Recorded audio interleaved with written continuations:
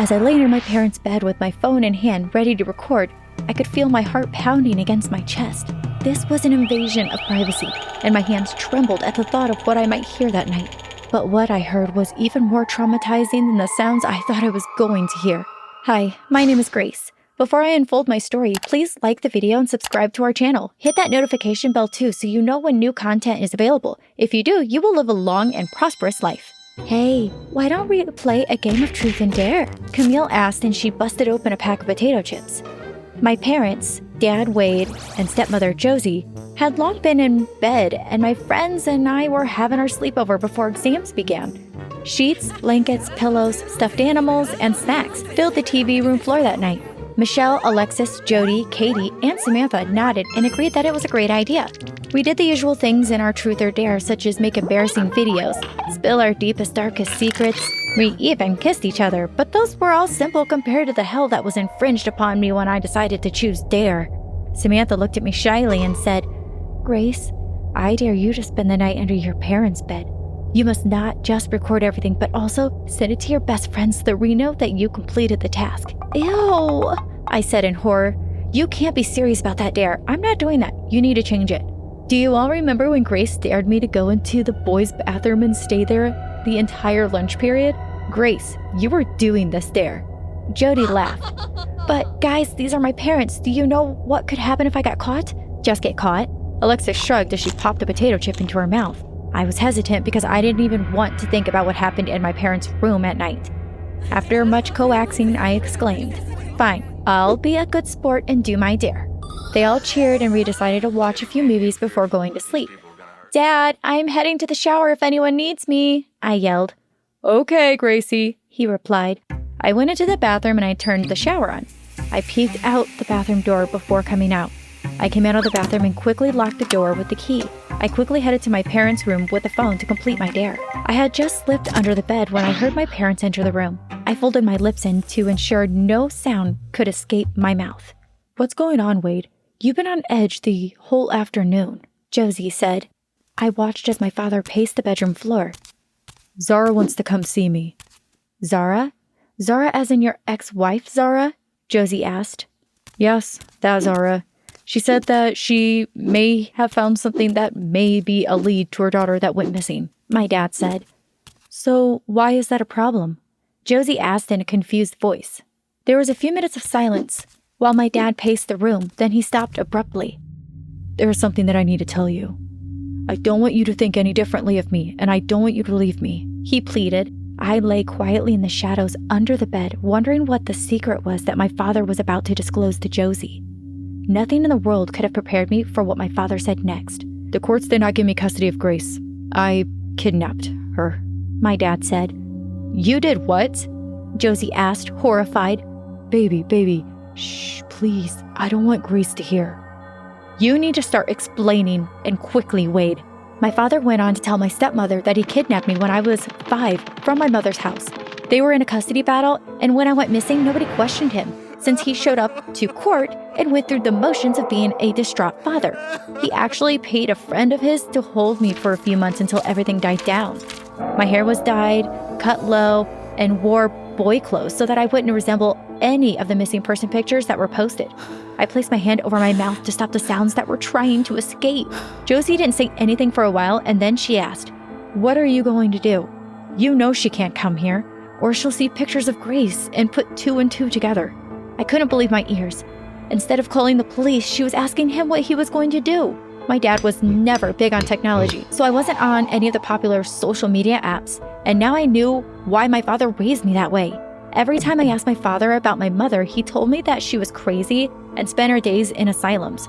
Finding out that my father lied to me all these years and that my mother was alive and looking for me created conflicting feelings within me. "There's a dessert place on Henry Street that usually doesn't have a lot of customers. I'll ask her to meet me there and hear what information she has. I'm willing to do whatever it takes to keep my daughter, even if it means disposing of Zara." My eyes widened. I wanted to get out from under the bed. I wanted to confront my father, but I had no choice to stay. The man that raised me was not the man that was speaking this way. He was a monster.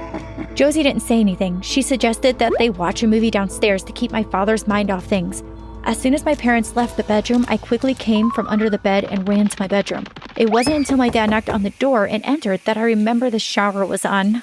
"Gracie, you forgot the shower on," he said. "Sorry, Dad." I gulped. I came back to my room to get something and I got sidetracked. I lied.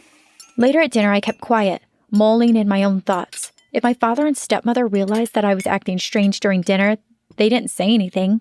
That night, I stayed up and thought about how I was going to deal with the situation. I was 15 years old, which meant that my dad kept me from my mother for 10 years. How was that even possible?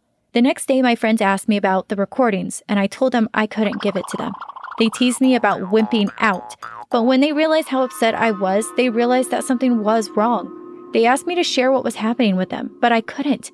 If I told them, my dad would be taken to jail before I would have a chance to be reunited with my mother. I wanted to see my mom, and I decided that when my father was going to go meet her, I would follow him. The next few days, I wasn't allowed to go out of the house alone. I was dropped and picked up at school. I wasn't allowed to walk to and from school with my friends anymore. When I asked why, my father was unable to give me a straight answer.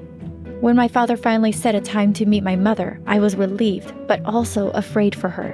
What if she found out too much and he decided to get rid of her? I wasn't about to lose my mother a second time. I knew where the dessert shop was located in town, and I snuck out of my window and got there before my father did. I ordered a donut so that I wouldn't catch any prying eyes as to why I was lurking in the shop. I sat in the innermost part of the shop with a cap on and a newspaper held open in front of me as though I was reading it, and I waited. About 20 minutes later, a shadow fell over me, and a familiar voice came from the other side of the paper. "Hi, Grace," Josie said. I was about to lower the paper, but she stopped me. "Keep the paper up, and I want you to sit there and listen to what I have to say," she said, and continued. "I suspected that you heard the secret that your father disclosed to me the other night in the bedroom. The past few days, you've avoided your father and I when possible. I decided to check the security cameras, and I saw you sneaking in and out of our room. I erased the footage so your father wouldn't know.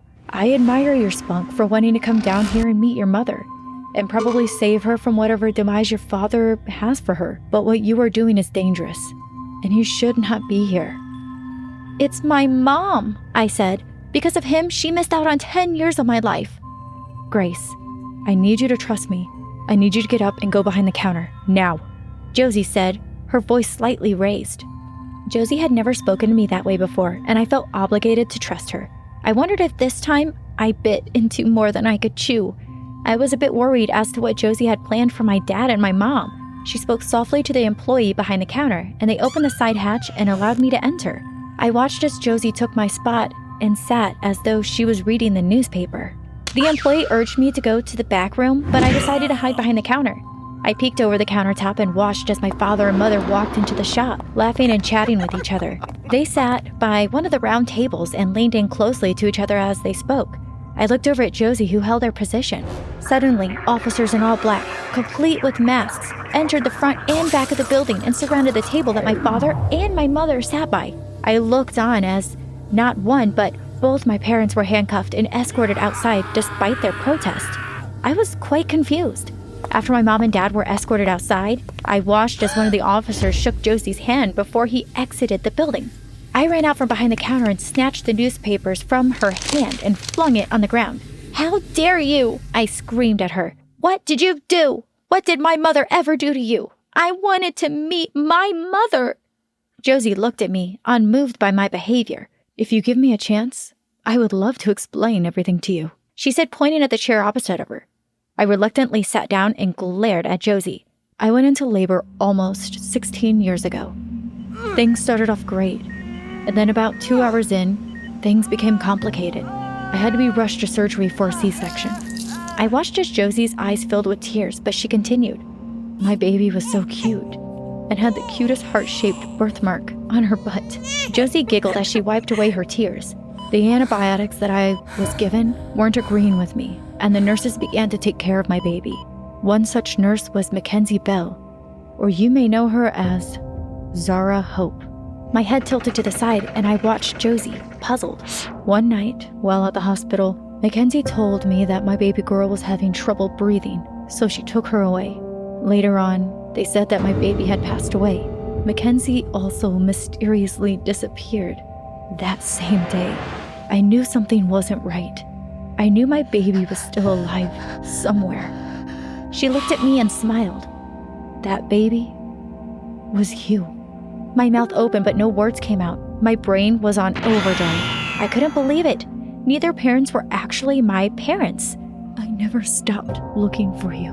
And when I did find you, I vowed that I would never lose you again. I only married Wade because it meant being closer to you. We have been searching for Mackenzie for years, and when she contacted Wade, we saw it as a blessing. She said as she reached out to squeeze my hands that were on the table. Josie said that if it would make me feel better, that we could go do DNA test. It took 2 grueling weeks for us to get the results. The test proved positive, that Josie was my real mother. My life changed drastically, all because my friends and I decided to play a game of truth or dare.